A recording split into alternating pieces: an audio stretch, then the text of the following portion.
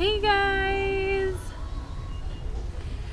Time for the recap. So, we are now in Mississippi, which is kind of sad because I wish I could have stayed in Arkansas longer. Arkansas was only like a day and a half, which was really sad because it was such a nice place and it was so nice to bike. And right as before we crossed over into Mississippi, there was an Arkansas Welcome Center, which we hadn't gotten to see. I hadn't seen Welcome to Arkansas. I like to visit them, any welcome centers, every time I cross over a state, but I didn't see any so until we were leaving. So I stopped in there, and I'm so glad I did because I met Miss Barbara, and Miss Barbara was so full of information.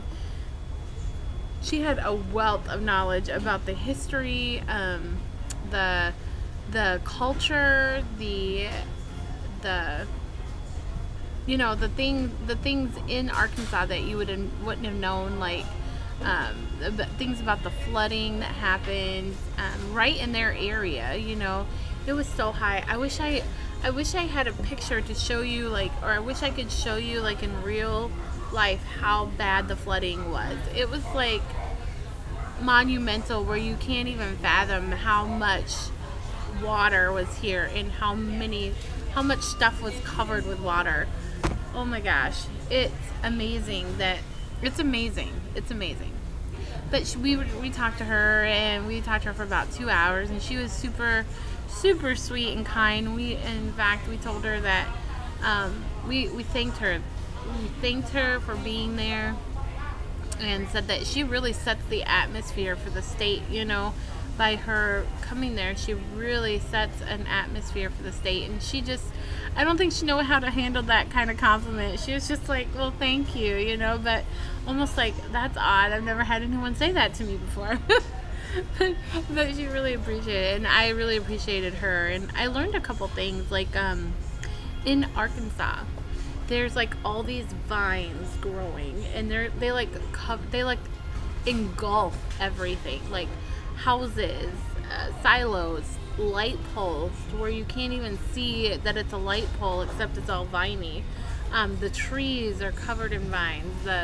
So what happened is Arkansas has it's a really sandy state. They have not like black dirt like what we have up north, and so they have ridges in Arkansas, and they brought in, because of the erosion, because it's so sandy, they brought in these vines. So the vines are not native to Arkansas, but they brought them in thinking that would help with the erosion. Well, it didn't help with the erosion at all. In fact, it just caused more of a problem because the vines just spread and they consumed everything. So that was kind of interesting. It's so funny when I think about it, how a lot of times, like, we'll bring in different things that aren't native to our areas to help with the problem that we have, but then that ends up becoming a bigger problem than the actual problem by doing that. So it was kind of interesting. But anyway, so I talked to Miss Barbara for a while, and that was really cool. She was super sweet. And then I got to get on, and I couldn't bike. Of course, you can't bike over the bridges. So I wasn't able to bike into Mississippi, but when we got into Mississippi, it was really cool. So after we crossed over the bridge and we started on the trail again, the trail took me past these houses that were right on the Mississippi, the banks of the Mississippi, and it's kind of getting a little more swampy like, and now I'm starting to even see signs for alligators. Oh gosh. So anyway, so now I got to keep my eye open, not only for snakes, and I read all about the poisonous snakes so that I was well prepared. Not just for snakes, not just for spiders, but now I got to watch out for alligators. That's a lot of work. Anyways, so the area was so beautiful. It's so pretty to see the cypress trees and cedar trees growing in the water. And it's just like, there's something so calming and serene about it. It's gorgeous. It is just gorgeous. And these houses were all really beautiful. They're all stilted, of course, you know, like way high up in the air because of the flooding. But they're beautiful, and they're so unique one from another, like way different.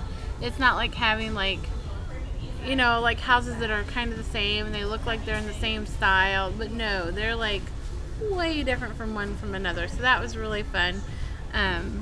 But now I'm in the home of barbecue and blues. So we got barbecue and blues, and I don't know any blues singers, so I'm really sad about that. Because in there, they talk about like their famous king of the blues, and I can't even think of his name, but one blues singer that's really popular here is called King Biscuit. You'd think I should know some blues, guys, but I don't know any blues, so I'm hoping to get well educated on the blues while I'm here. So anyway, but that's really cool. And also I learned that a big crop for them are rice paddies. I did not know that, but they're only like 125 feet above sea level, so that was kind of interesting. They have the home for the production of Uncle Ben's rice. You know, Uncle Ben's rice is in the orange box. You see it on the shelves at the store. That's here. They make that here. So there you go. Something new to learn about Mississippi. I'm so excited because I've never been to Mississippi. And now that's another state I can check off my list. So that's kind of fun. We visited, you know, like along the trail, there's this, well, first of all, this is a big Native American area. And obviously because of going along the Mississippi River, it's the best route for transportation at the time.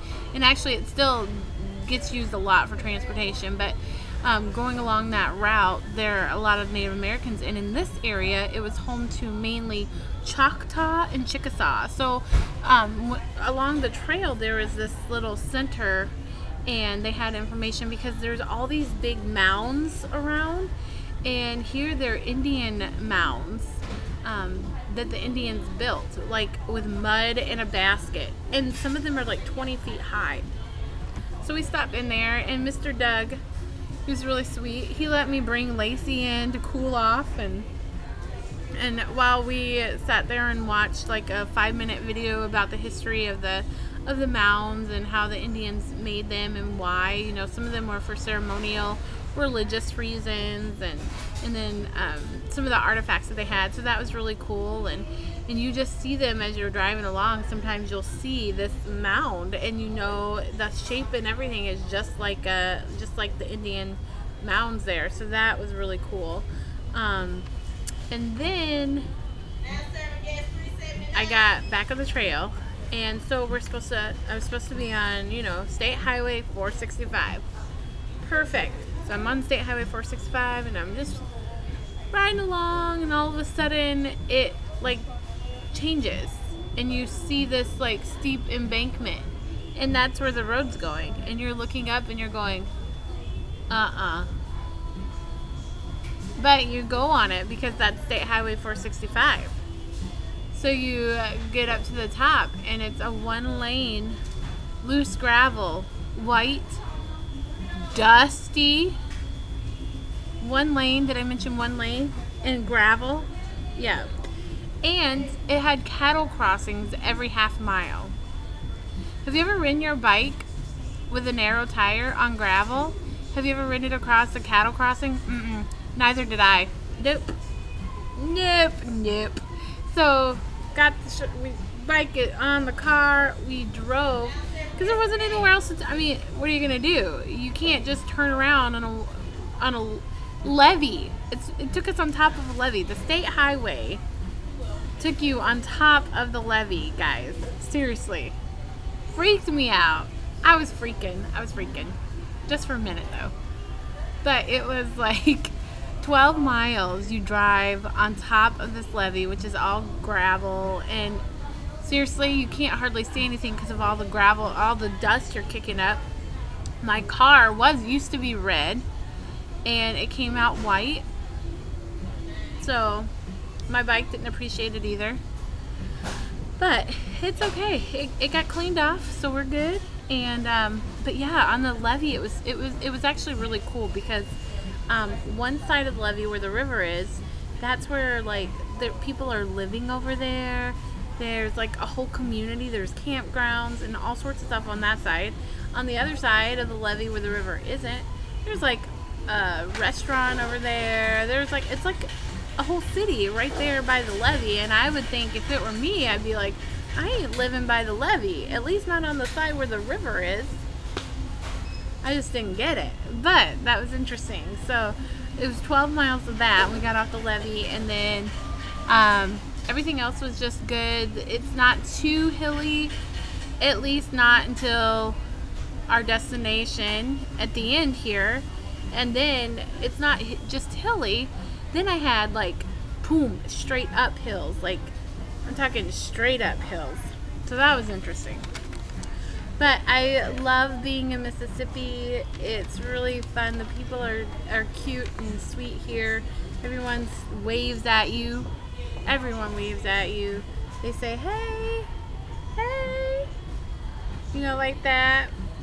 And yeah, so that was really cool. The other thing is we met a lady. You know how I wasn't sure if I should keep going or not. Well, I met a lady named Miss Mary, and Sherpa met her first in the bathroom. And then 20 minutes later, I'm waiting on the Sherpa. 20 minutes later, she comes out and says, we gotta go over to such and such a place, and you've gotta meet this lady. So we go over, and I meet Miss Mary, and she was just like an answer to prayer. She was so encouraging. She was so sweet. And she just said, girl, you can do this. You gotta finish what you start. You can do this. And she was praying for us, and she was telling us she had a little bit of loss in her life too. Her grandson had leukemia and died when he was really little, a couple years ago. And so that's still hard on her. It still touched her heart a little bit, So we were able to kind of pray with her and encourage her. And she just encouraged me huge to keep going. And so I was really grateful to her. We took pictures together, and she gave me her number, and she said, you guys let me know when you get to that finish line, So I gotta call her when I'm done and I get to the finish line, which is only in like 1 week, guys. I have 1 week. 1 week.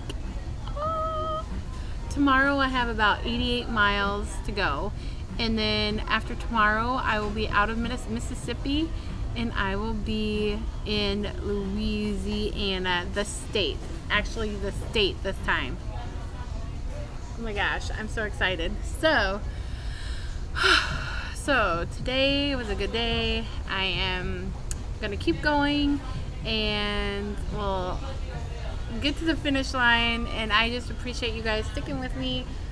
Love you guys. Sorry I don't have all the camera and stuff to show you all the scenery. It's kind of a bummer for me, because I feel like you guys are there with me when I was videoing all the time, and there's so much to show you today. There's so many times I wanted to get that camera out, especially on the levee, and go, look at guys, this is what I'm facing with. But I wasn't able to do that. So I miss you guys. I miss you. Anyways, well, thanks for hanging in there. I'm gonna put some pictures up, and you guys can comment or like or let me know if you have questions. I'll see you soon. Stay tuned for my special update for week 5.